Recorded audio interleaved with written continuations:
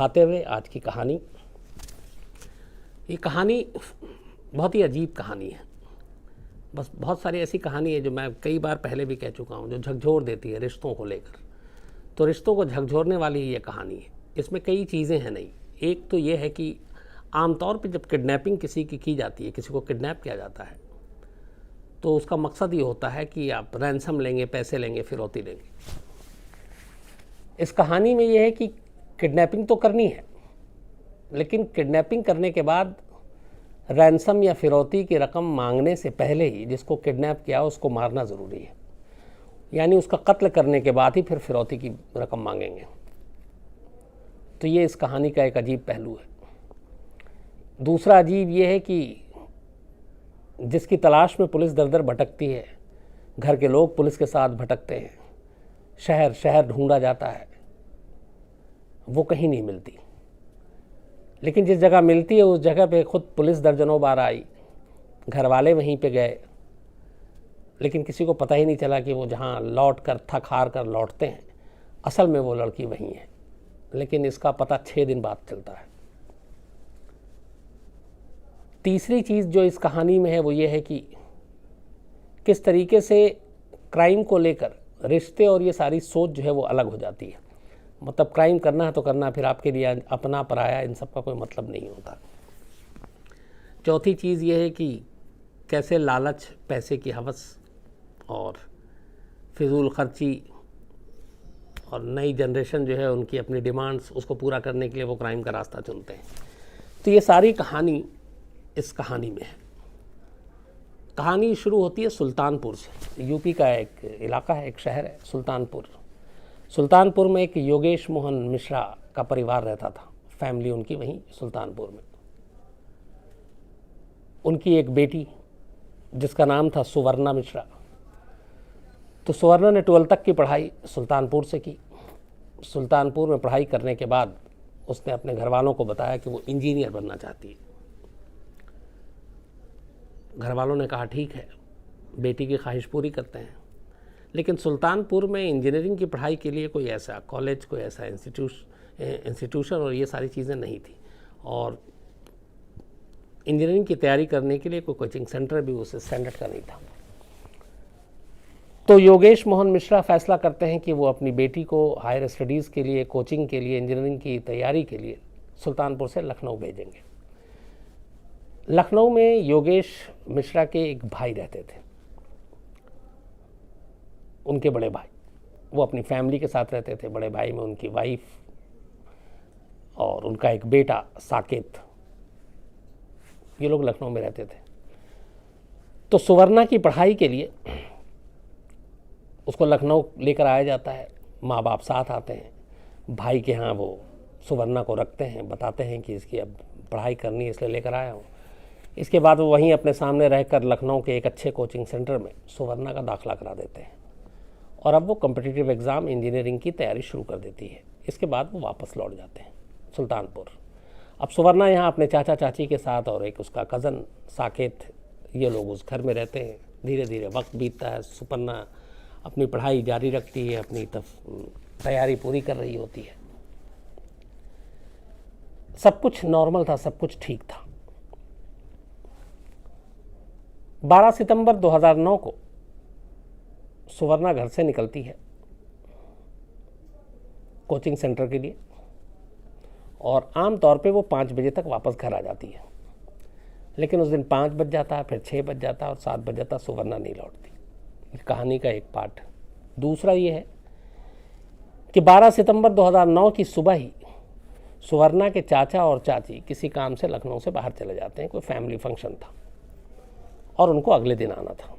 तो अब घर में सिर्फ सुवर्णा थी, उसका भाई था साकेत, और एक ममेरा भाई वहीं रहता था, अंकित, ये लोग थे। तो चाचा चाची हैं नहीं, सुवर्णा यहाँ है, कोचिंग सेंटर गई है। कोचिंग सेंटर से 5 बज गए, 6 बज गए, 7 बज गए, नहीं लौटी, 8 बज गए। जब 8-9 बज जाता है तो फिक्र होती है साकेत को, उसके कज़न को, भाई को। उसके बाद वो पुलिस स्टेशन जाता है, तमाम फ़ोन पे नंबर पे तमाम लोगों को चेक करता है कि कहीं पहुंची तो नहीं। और उसके बाद वो पुलिस स्टेशन जाकर सुवर्णा की गुमशुदगी की रिपोर्ट लिखा देता है। इस दौरान वो सुवर्णा के माँ बाप को भी, मतलब अपने चाचा को वो फ़ोन करके बताता है, अपने माँ बाप को भी बताता है कि सुवर्णा घर नहीं लौटी है। सारे परेशान भाग कर लखनऊ आते हैं। सुवर्णा की अब तलाश शुरू होती है, लेकिन सुवर्णा का कोई सुराग नहीं मिलता। रात चुके हो गई थी, रिपोर्ट लिखाई गई थी, तमाम अभी तक यही था कि सुवर्णा अपने किसी दोस्त के यहाँ, किसी और रिश्तेदार के यहाँ पिक्चर देखने चली गई हो और लौट आएगी, और उसके पास मोबाइल नहीं था। माँ बाप ने पढ़ाई की वजह से कि डिस्टर्बेंस ना हो, मोबाइल नहीं था, तो मोबाइल भी नहीं था जिससे उसका लोकेशन ट्रेस किया जा सके। खैर, सुवर्णा की पुलिस तलाश करती है। उसके बाद सुबह जब होती है और सुवर्णा सच में नहीं लौटती है तो फिर थोड़ी चिंता बढ़ती है, और लखनऊ पुलिस शुरुआत करती है अपनी जांच की उस कोचिंग सेंटर से जहां आखिरी बार सुवर्णा गई थी। पुलिस की टीम वहां पहुंचती है, पूछती है कि यहाँ सुवर्णा आई थी, कब निकली, कब गई। तो पहला धक्का यहीं लगता है। पता चलता है कि 12 सितंबर को सुवर्णा कोचिंग सेंटर आ ही नहीं थी और उस दिन वो एब्सेंट थी।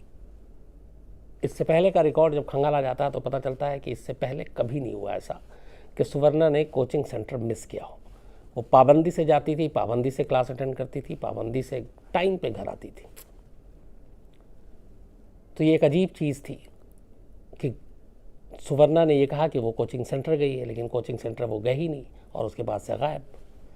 अब पुलिस इधर उधर ढूंढना शुरू करती है। पूरा घर जो है, अब तब तक योगेश मोहन मिश्रा सुल्तानपुर से आ चुके थे, उनके बाकी रिश्तेदार सब लखनऊ में इकट्ठा हुए। सुवर्णा की तलाश शुरू होती है, पुलिस आती है, सारे लोग यही सुवर्णा के जो चाचा उन्हीं के घर में आए, जो रिश्तेदार हैं, रिलेटिव हैं, वहीं रुके। तो दिन भर ढूंढते सुवर्णा को, शाम को उसी घर के आंगन में आते और फिर परेशान, रोना धोना सब कुछ, क्योंकि एक जवान बेटी और गायब। पुलिस भी तफ्तीश के सिलसिले में 6-7 बार उस घर में आई, लंबी पूछताछ की, हर एक से सुवर्णा के फ्रेंड्स के बारे में जानकारी हासिल करने की कोशिश की, उसके दोस्तों के, बाकी उसके जो एक्टिविटीज़ थी, बट कोई ऐसा सुराग नहीं मिल रहा था। ये भी था कि किडनैपिंग अगर हुई है तो कोई रैंसम कॉल आना चाहिए, रैंसम कॉल भी नहीं आया। इस सारे उधेड़-बुन में 1, 2, 3 दिन बीतते जाते हैं।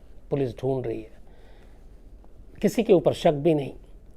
इंस्टीट्यूट के जो, चूँकि वहाँ पे जहाँ पे उसने कोचिंग सेंटर में ज्वाइन किया था, वहाँ उसके बैच में जितने लोग थे उनमें से भी पुलिस ने एक एक कर सबसे पूछताछ की। कोई भी ऐसा जिस पे ज़रा सा भी शक हुआ उससे पूछताछ की, बट कोई नतीजा नहीं निकला। और जो सबसे बड़ी चीज़ थी वो ये थी कि चूँकि 12 सितंबर को वो कोचिंग सेंटर आ ही नहीं थी, तो कोचिंग सेंटर के किसी शख्स का हाथ होना उसकी गुमशुदगी में ये इस्टेब्लिश नहीं कर रहा था। घर वालों पर शक करने की कोई गुंजाइश नहीं थी, क्योंकि कुछ ऐसी चीज़ हुई नहीं थी। तो ये वक्त बीतता गया, 2 दिन, 3 दिन, 4 दिन, 5 दिन, सुवर्णा का कोई सुराग नहीं मिला। लखनऊ पुलिस अपनी तफ्तीश में लगी हुई है। इधर हर दिन इस उम्मीद में गुजर रहा है कि अगर कोई किडनैप हुई है तो रैंसम के लिए कॉल आएगा, वो भी नहीं। फिर माँ बाप को भी ये शक हुआ कि कहीं लखनऊ आई है उनकी बेटी, ये उम्र है, इस नादानी की उम्र है, पता नहीं किसी दोस्ती के बहकावे में आ गई, किसी लड़के के साथ कोई शादी वादी का वादा हुआ और वो बहका कर ले गया। तमाम तरह के ख्याल ऐसे में जो आते हैं आमतौर पर एक माँ बाप को, वो सारी चीज़ें हो रही थी। लेकिन उसकी भी कोई, कि अगर उसकी किसी से दोस्ती है, किसी से प्यार था, तो कोई तो ऐसा एक हमराज होता और जो बताता कि हाँ, सुवर्णा कोचिंग सेंटर में इससे सबसे ज़्यादा बात करती थी, इसके करीब रहती थी, इसके साथ जाती थी। ऐसा कोई भी नहीं था, क्योंकि वो क्लास शुरू होने से जस्ट पहले पहुंचती थी, क्लास ख़त्म होते ही घर पहुंचती थी, और वहाँ पे कुछ लड़कियों से उसकी दोस्ती हुई थी, वो उन्हीं से बात करती थी। तो कोई ऐसा कैरेक्टर भी नहीं था जिसके ऊपर शक किया जाए। तो लखनऊ पुलिस ने हर तरफ से सारी चीज़ें कर ली जब, तो आखिर में कहीं से कोई सुराग नहीं मिला।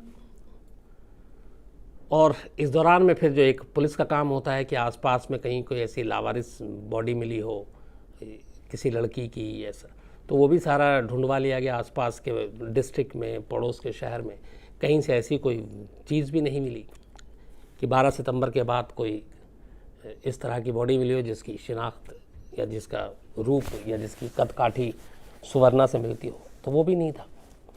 तो कुल मिलाकर अंधेरे में पुलिस सारी तफ्तीश हो गई, कोई शक के घेरे में नहीं आ रहा है, और हर जगह से जहाँ से भी जांच करें वहाँ से सब कुछ क्लियर। तो यूपी पुलिस के एक ज़हीन अफसर ठंडे दिमाग से वो 5 दिन के बाद बैठे और उन्होंने कहा कि कुछ ना कुछ गड़बड़ है, कोई ऐसी चीज़ है जो इस इन्वेस्टिगेशन में मिसिंग है। तो वो क्या चीज़ है? सुवर्णा मोबाइल यूज़ नहीं करती थी, ये तो पता था उनको। तो वहाँ से पहली बार क्लिक किया कि सुवर्णा नहीं करती थी लेकिन उसकी फैमिली के लोग तो करते हैं। तो कौन कौन करता है? तब उसमें जितने भी करीबी थे उन सब के मोबाइल डिटेल मंगाए गए, उसमें इंक्लूडिंग सुवर्णा के फादर योगेश मोहन मिश्रा, सुवर्णा के चाचा, उनकी चाची भी यूज़ नहीं करती थी, सुवर्णा का कज़न यूज़ करता था जो साकेत। तो इन सब के मोबाइल के कॉल डिटेल्स पे काम करना शुरू किया। उस यूपी पुलिस के अफसर ने कहा कि यहीं से देखते हैं, कुछ क्या पता अंधेरे में तीर कुछ मिले। हर एक के कॉल डिटेल खंगाले, चेक किए। योगेश जो पिता थे उसमें ऐसी कोई चीज़ मिली नहीं, जो चाचा थे उनसे कोई ऐसी चीज़ मिली नहीं, कुछ और रिश्तेदार थे उनके लिए कोई चीज़ मिली नहीं। लेकिन जब साकेत का मोबाइल खंगाला गया तो एक हैरान करने वाली चीज़ मिली। साकेत मतलब जो सुवर्णा का कज़न था, जिसके घर में वो रह रही थी, चाचा चाची, उसका बेटा, और वही वो शख्स था जिसने पुलिस स्टेशन में जाके उसकी गुमशुदगी की रिपोर्ट लिखाई थी, क्योंकि उस दिन सुवर्णा के चाचा चाची लखनऊ से बाहर थे। और उसी ने पुलिस को ये बयान दिया था कि सुवर्णा घर से निकली थी कोचिंग सेंटर के लिए और उसके बाद वो नहीं लौटी। तो ये जो मैंने आपको शुरू में बताया कि वो घर से निकली थी उसके बाद नहीं लौटी कोचिंग सेंटर के लिए, ये एक्चुअली साकेत का बयान था जो पुलिस को दिया था रिपोर्ट लिखाते हुए। अब जो हैरान करने वाली चीज़ थी पुलिस की साकेत के मोबाइल को देखकर, वो ये थी कि 12 सितंबर 2009 को सुबह 6 बजे से लेकर रात 12 बजे तक साकेत के मोबाइल से एक भी कॉल नहीं किया गया था, और साकेत का जो लोकेशन था वो ये बता रहा था कि वो अपने घर से बाहर ही नहीं निकला था। 12 नहीं बल्कि करीब 9 बजे तक, जब वो पहली बार जब वो निकला तो वो पुलिस स्टेशन के लिए निकला था रिपोर्ट लिखाने के लिए। तो सुबह 6 से लेकर रात 9 बजे तक उसने कोई कॉल नहीं किया और वो घर के अंदर ही था। ये मोबाइल के लोकेशन से पता चला। जो उसके बाकी आगे पीछे के सारे तारीख के डेट के निकाले गए तो पता चला कि हर दिन एवरेज उसके करीब 20-30 कॉल तो है, कभी 15 है, कभी 20 है, कभी 30 है, किसी दिन 50 भी है। महीनों के निकाले गए तो भी लगा कि किसी दिन 0 कॉल नहीं है। लेकिन 12 सितंबर 2009 को जिस दिन सुवर्णा गायब हुई, उस दिन उसके मोबाइल से एक भी कॉल नहीं। ये एक अजीब सी चीज़ थी, नंबर 1। नंबर 2, जब पुलिस ने फिर इसको चुपचाप से मॉनिटर कर रही थी, इस कॉल डिटेल को खंगालने के बाद जब यूँ ही नॉर्मल पूछताछ और किया लोगों से, तो एक दूसरी चीज़ हैरान करने वाली ये भी निकली कि वो कभी भी ऐसा नहीं हुआ कि सुबह से लेकर शाम तक घर से बाहर ना निकला हो। वो हर दिन बाहर निकलता था। तो अब 2 चीज़ थी, एक कि जिस दिन सुवर्णा गायब हुई उस दिन उसने कोई भी कॉल क्यों नहीं किया। नंबर 2, उस दिन वो सुबह से रात तक घर में ही क्यों था। नंबर 3, वो इकलौता था जिसने बताया था कि वो सुबह घर से निकली थी कोचिंग सेंटर जाने के लिए। इसका और कोई विटनेस नहीं था और इसीलिए पुलिस कोचिंग सेंटर पहुंची। लेकिन कोचिंग सेंटर का बयान ये था कि वो उस दिन कोचिंग आ ही नहीं थी सर। तब सवाल ये था कि ये साकेत का बयान था, तो क्या साकेत सच बोला या झूठ बोला। तो ये 3 चीज़ काफ़ी थी पुलिस को साकेत को ज़ीरो इन करने के लिए कि आखिर उसने ऐसा क्यों बोला कि वो कोचिंग सेंटर गई थी, नंबर 1। नंबर 2, सुबह से रात तक उसने अपने मोबाइल पे कोई कॉल क्यों नहीं किया। नंबर 3, सुबह से रात तक वो घर के अंदर क्यों था। घर के अंदर होना कोई जुर्म नहीं है, लेकिन एक होता है कि आमतौर पे एक आदमी 2-3-4 बार इस उम्र में जब आप कुछ कर नहीं रहे हो, नौकरी नहीं कर रहे हो, दोस्तों से मिलने या कुछ आप बाहर जाते हो, लेकिन उसका पूरा लोकेशन घर के अंदर ही था। तो ये जब ये सारी चीज़ें हुई तो फिर पुलिस ने साकेत को प्यार से बुलाया और पूछताछ करने का फैसला किया। इसके बाद उससे पूछताछ हुई। अच्छा, इस बीच में एक और चीज़ भी हुई थी। इसने बताया था कि कोचिंग सेंटर जाने के लिए सुवर्णा जब 12 सितंबर को निकली थी तो उसको कोचिंग सेंटर घर से जाने के लिए थोड़ी दूरी पे था, तो उसके फादर योगेश मोहन मिश्रा ने एक स्कूटी दिला दी थी सुवर्णा को ताकि उनकी बेटी स्कूटी से जाए। तो जब ये रिपोर्ट लिखाई गई 12 सितंबर को, 13 सितंबर को सुवर्णा की स्कूटी एक लखनऊ में ही सहारागंज बाज़ार है वहाँ की पार्किंग में खड़ी मिली। चूँकि रिपोर्ट में थी, पुलिस ने वायरलेस पे मैसेज कर दिया था फ्लैश, तो पता चला कि उसकी स्कूटी वहाँ पे पार्क है सहारगंज बाज़ार में। इसके बाद जब पुलिस वहाँ पहुँची तो उसने पूछताछ की कि किसने ये किया था। कोई सीसीटीवी फुटेज नहीं था, 2009 में सीसीटीवी फुटेज को लेकर इतनी जागरूकता भी नहीं थी। तो पता चला एक लड़का था जो ब्लैक शर्ट पहन कर आया था और उसने इस स्कूटी को पार्क किया था। आमतौर पे ब्लैक शर्ट एक कॉमन कलर है, कोई भी पहन सकता है। तो पुलिस ने चुपचाप और खामोशी से ये भी पता किया कि साकेत के पास भी ब्लैक कलर का शर्ट है। तो ये सारी चीज़ें करने के बाद साकेत को बुलाया जाता है। उसके बाद पुलिसिया अंदाज में अब उससे पूछताछ की जाती है। जैसे ही पुलिसिया अंदाज में उससे पूछताछ की जाती है, जाहिर सी बात है वो क्रिमिनल था नहीं और बिल्कुल एक आम लड़का था, तो पुलिसिया डंडे के आगे वो टिक नहीं पाता और थोड़ी देर में वो सारी कहानी उगल देता है। और जो कहानी थी वो बहुत ख़तरनाक और खौफनाक थी और अफसोसनाक थी। कहानी ये थी कि साकेत का एक ममेरा भाई जिसका नाम अंकित, वो उसके मामा का बेटा, ये दोनों लखनऊ में रहते थे एक आम नौजवान की तरह। लेकिन कई लोगों को देखकर पैसे, गाड़ी, महंगे शौक, महंगे कपड़े, इनके अंदर भी ये सारी चीज़ें आई कि हमारे पास होनी चाहिए। अब नौकरी कर नहीं रहे आप और माँ बाप जो है आपको फिजूल खर्ची करने देंगे नहीं, तो रास्ता क्या बचा। तो इन लोगों ने प्लान किया कि किसी को किडनैप करते हैं। और इनका ये था कि यूपी में किडनैपिंग बहुत होती है और लोग बच भी जाते हैं। तो पढ़ा भी था, देखा भी था कहीं टीवी कि आमतौर पे किडनैपिंग बहुत होती है। तो फिर इन्होंने प्लान बनाया कि किडनैपिंग करते हैं किसी की और उसके बाद रैंसम वसूलते हैं, कम से कम 10 लाख रुपए, और उस 10 लाख से अपनी ज़िंदगी अच्छी चलेगी, सारे अपने ऐश और अय्याशी की चीज़ें पूरी होंगी। तब ये दोनों भाई कज़न साकेत और अंकित प्लान करते हैं किडनैप करनी है। लेकिन फिर ये होता है कि किडनैपिंग किसको करें, किसको उठाएं। दूसरा, चूँकि ये कोई गैंग से नहीं, कोई क्रिमिनल नहीं, तो इन्हें ये नहीं मालूम कि उठाने के बाद रखें कहाँ। तो एक दिन अचानक ये लोग कहते हैं, इनको पता था कि सुवर्णा के फादर ठीक ठाक पैसे वाले हैं, मतलब साकेत का अपना सगा चाचा। तो कहते हैं क्यों ना सुवर्णा जो कि बहन है उसको किडनैप करते हैं और चाचा से पैसे मांगते हैं 10 लाख रुपए। अब यहाँ तक ठीक था, लेकिन फिर ये बात होती कि अगर किडनैप करेंगे, एक तो सुवर्णा पहचान जाएगी कि हम लोग कौन हैं, नंबर 2 उसको रखेंगे किसके यहाँ, कहाँ ले जाकर रखेंगे जब तक पैसे नहीं आ जाते, तो उसमें पकड़े जाने का और ख़तरा है।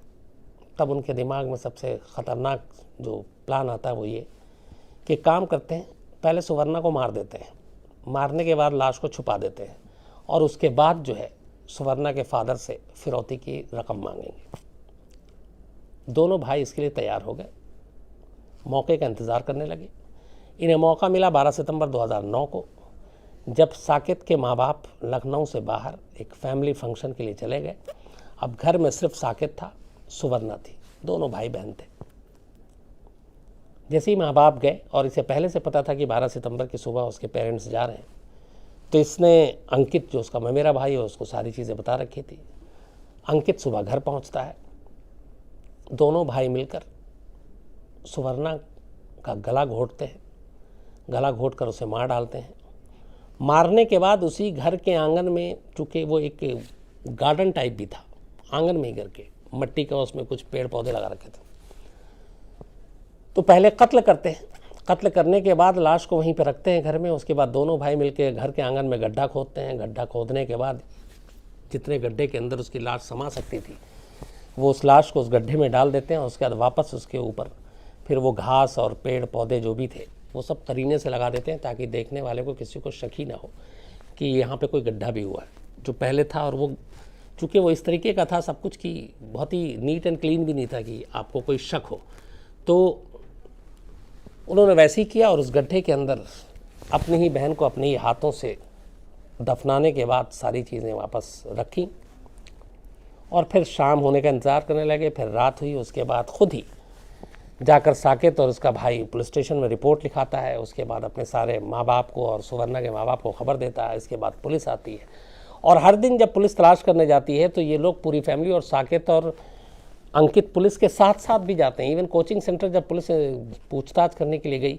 तब भी ये उसके साथ थे। किसी रिश्तेदार के यहाँ जहाँ ये शक जताते पुलिस जाती तो भी साथ जाते। और थक हार कर शाम को जब पुलिस कई बार साथ में और इनके रिश्तेदार ढूंढते आपस में भी, थक हार कर लोग उसी घर में पहुँचते और उसी आंगन पे और उसी जगह पे जहाँ पे सुवर्णा दफन थी वहाँ पे खड़े होकर ये सब रोते। उसके बाद फिर वहाँ पे सोचते कि अब कहाँ ढूंढूं, कहाँ तलाश करूं। कई बार पुलिस आई उस घर के अंदर पूछताछ करने के लिए और उसी आंगन में उसी जगह खड़े होकर पुलिस सुवर्णा की तलाश की बात कर रही है कि कहाँ कहाँ मिल सकती, कहाँ नहीं मिल सकती। और उन्हें नहीं मालूम कि जहाँ वो खड़े हैं उसी के नीचे सुवर्णा दफन है। 6 दिन में ऐसा कई बार हुआ, बल्कि सुवर्णा के जो माँ बाप थे वो भी आकर रोते हुए रुआ से कहाँ कहाँ ढूंढूं, कहाँ मिलूं, दिन भर ढूंढते थकते और फिर वहीं पे खड़े होते और उन्हें मालूम नहीं था कि उनके कदमों के नीचे ही उनकी बेटी को दफनाया गया। तो ये किया उन्होंने। दफनाने के बाद फिर फ़ोन किया पुलिस के साथ, रिश्तेदारों के साथ मिलकर खुद ही ढूंढने पहुँचे हर जगह। रोना धोना भी चला, सब कुछ हुआ। लेकिन शायद ये खुद पुलिस वालों का कहना था कि अगर उस दिन साकेत 2 गलती ना करता। एक कि वो मोबाइल से उस दिन कोई भी कॉल करता इधर उधर अपने दोस्तों को नॉर्मल, तो शक नहीं जाता। नंबर 2, सुबह से रात तक उसका घर से बाहर न निकलना, पहली बार निकलना तो पुलिस स्टेशन आना, ये भी शक जताया। क्योंकि जब माँ बाप से पूछताछ हुई तो पता चला कि वो अपने दोस्तों के साथ बहुत निकलता है घर से हर थोड़ी देर में और फ़ोन पे तो लगा ही रहता है। तो ये 2 गलतियां जो उसने की, जिसकी वजह से एक अफसर को ये चीज़ें क्लिक की और फिर उसके बाद मोबाइल सर्विलांस पे लगा, फिर सारी चीज़ें हुई और उसके बाद बुलाया गया, पूछताछ हुई, तो लास्ट में ये राज खोला। दोनों भाइयों को पुलिस ने पकड़ा, बाद में उन दोनों को जेल भेजा गया, मुकदमा चला, सज़ा हुई। लेकिन ये एक अजीब कहानी थी कि जिसे आप जगह जगह शहर शहर ढूंढ रहे हैं वो आपके ही घर के आंगन में कैद है और आप उसी आंगन में और उसी को ढूंढने की बात कर रहे हैं, आप प्लान कर रहे हैं और कहाँ ढूंढूं। और जो कातिल है वो भी आपके साथ खड़ा हुआ और ये कह रहा है कि कहाँ कहाँ ढूंढ सकते हैं। तो अजीब कहानी है ये थी पूरी कहानी सुवर्णा की। बाकी मंडे को आपसे मुलाकात होगी। थोड़ा ये एक्चुअली कहानी ऐसी है कि घर और परिवार के जब चीज़ें आंखों के सामने आती हैं तो आदमी इमोशनल भी हो जाता है, तो वही चीज़ें हो जाती हैं। तो इसलिए मंडे को आपसे लाइव कहानी में फिर बात होगी और तब तक अपना ख्याल रखिए, अच्छे रहिए। Thank you very much.